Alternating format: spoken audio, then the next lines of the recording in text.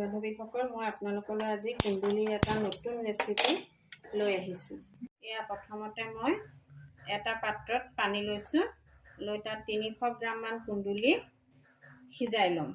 ইয়াত মই অলপ নিমখ দিছোঁ আৰু 10 মিনিট সময় মই কুন্দুলিখিনি উতলাই সিজাই ল'ম।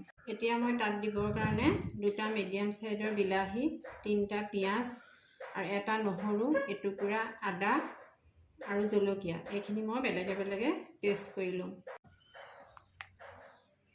আমি কুন্দুলিখিনি ফালি ল'ম। কুন্দুলিখিনি এতিয়া অকণমান ৰং ধৰিছে, আমি এতিয়া নমাই দিম। এয়া কেৰাহীত 2 চামুচমান তেল দিলোঁ, কেইটামান জিৰা, অকণমান চেনি। আমি এইখিনি অকণমান ৰঙা পোৱালৈকে লৰাই দিম। এতিয়া ইয়াত 2টা তেজপাত দিম, কেইটামান পকা জলকীয়া। এতিয়া আমি পিঁয়াজখিনি দি দিম।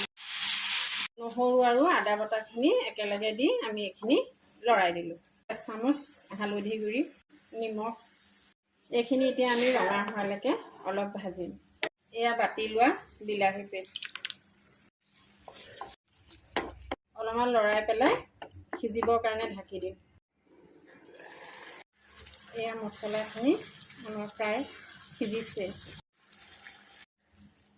এয়া কুন্দুলিখিনি দি দিছোঁ, মিনিটৰ কাৰণে ঢাকি দিব। এই কুন্দুলিখিনি প্ৰায় হৈ গৈছে।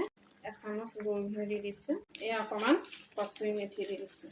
আপোনালোকৰ যদি কেঁচা ধনিয়া থাকে, কেঁচা ধনিয়া কাটিও দি দিব পাৰে। কুন্দুলি তৰকাৰী ৰেডি।